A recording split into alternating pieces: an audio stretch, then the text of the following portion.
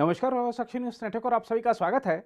उत्तर Korea के शासक Kim Jong Un ने दावा किया है कि उनका देश विश्व की सबसे शक्तिशाली परमाणु शक्ति बनना चाहता है। उनके इस ऐलान को अधिकतर लोगों ने गीदड़ भभकी के रूप में ही लिया है, लेकिन इस सनकी शासक की हरकतों पर नजर डालें तो ऐसा लगता है कि इस ऐलान को नजरअंदाज नहीं किया जाना चाहिए। उत्तर कोरिया ने अपना परमाणु कार्यक्रम 3 दशक पहले शुरू किया था। अब एक अनुमान के मुताबिक उसके पास 45 से 55 परमाणु हथियार बनाने के लिए पर्याप्त विखंडनीय सामग्री है। इतनी सामग्री से बनने वाले परमाणु बम की क्षमता लगभग 15 से 20 किलोटन की होगी। यहाँ हम आपको बताना चाहेंगे कि 1945 में हिरोशिमा को नष्ट करने वाले बम की क्षमता 15 किलोटन की थी। 15 किलोटन के बम से हिरोशिमा को कितना नुकसान पहुंचा था, इससे सब वाकिफ हैं। इसलिए सोचिए कि 20 किलोटन का बम कितना नुकसान पहुंचा सकता है। हाल ही में इस प्रकार की भी रिपोर्टें आईं कि इस समय उत्तर कोरिया के पास पहले से 10 गुना बड़े बम बनाने की क्षमता है। यही नहीं, उत्तर कोरिया की मिसाइल डिलीवरी प्रणाली भी बड़ी रफ्तार से आगे बढ़ रही है। इसके अलावा उत्तर कोरिया जिस तरह सभी अंतर्राष्ट्रीय मानदंडों का उल्लंघन करते हुए जापान के ऊपर से मिसाइलों का परीक्षण करता है, आतंक को भड़काता है और आकस्मिक युद्ध का जोखिम पैदा करता है, उसके प्रति दुनिया को सचेत रहने की जरूरत है। उत्तर कोरिया को दुनिया ने उसके लापरवाह और निरंकुश रवैये के कारण भले अलग थलग कर रखा है, लेकिन अब जरूरत है कि उसे हथियार नियंत्रण वार्ताओं और अंतर्राष्ट्रीय संवाद के मंचों पर लाया जाए। यदि ऐसा नहीं किया गया तो उस क्षेत्र में परमाणु हथियारों की दौड़ बढ़ने का अंदेशा बना रहेगा। लेकिन बातचीत के दौरान भी उत्तर कोरिया पर नजर बनाए रखनी होगी, क्योंकि इस देश का इतिहास विश्व को धोखा देने का रहा है। हम आपको याद दिला दें कि उत्तर कोरिया ने साल 1985 में परमाणु हथियार अप्रसार यानी एनपीटी संधि पर प्रतिबद्धता जताई थी। गौरतलब है कि इसके तहत सदस्य देशों में स्वतंत्र पर्यवेक्षक संधि के अनुपालन पर नजर रखते हैं।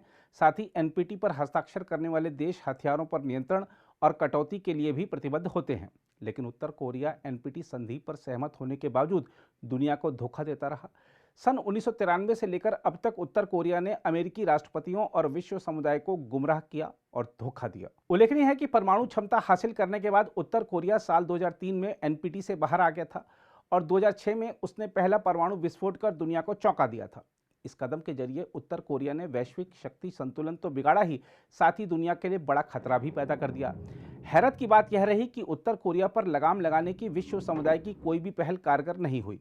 संयुक्त राष्ट्र सुरक्षा परिषद ने उत्तर कोरिया पर तमाम तरह के प्रतिबंध लगाते हुए फरमान जारी किए कि उत्तर कोरिया को परमाणु हथियार और संबंधित मिसाइल डिलीवरी प्रणाली को विकसित करना बंद करना होगा, लेकिन उत्तर कोरिया नहीं माना।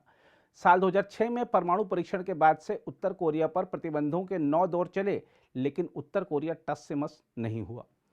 उत्तर कोरिया कैसे वर्षों से अमेरिकी राष्ट्रपतियों को धोखा देता रहा, इसकी एक मिसाल डोनाल्ड ट्रंप भी बने।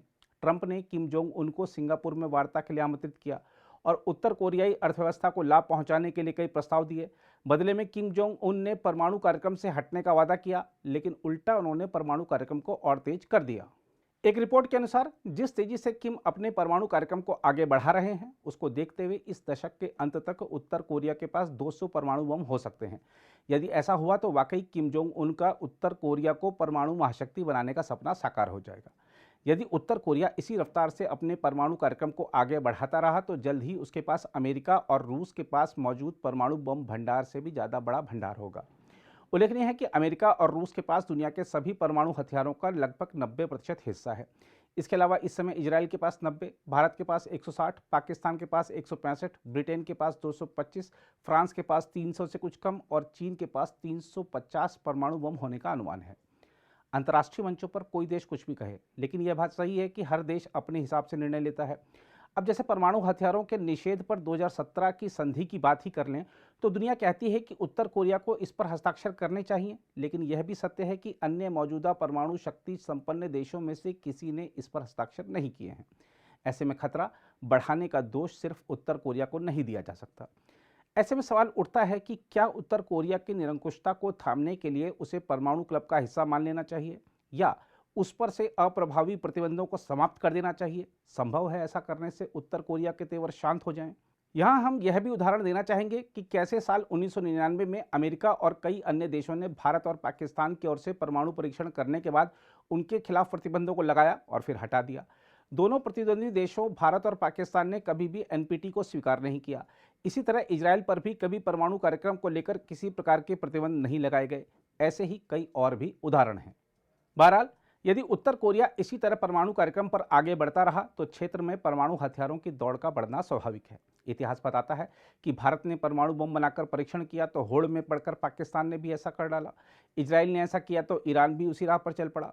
उत्तर कोरिया बम बनाता रहा तो दक्षिण कोरिया, जापान और ताइवान भी इसी रास्ते पर चल पड़े तो कोई हैरत नहीं होनी चाहिए।